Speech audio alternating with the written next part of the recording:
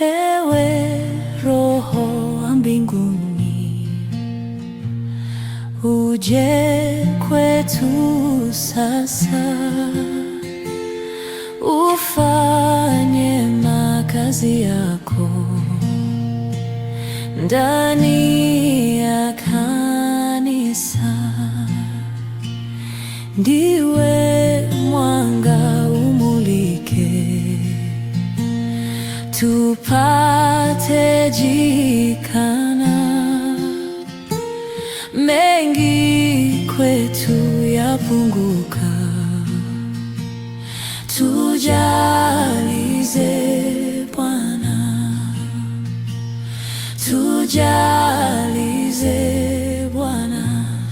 Ndiwe moto teketeza taka zetu zote, moyo na iwe sadaka ya Mwokozi yote, ya Mwokozi yote. Ndiwe umande na kwako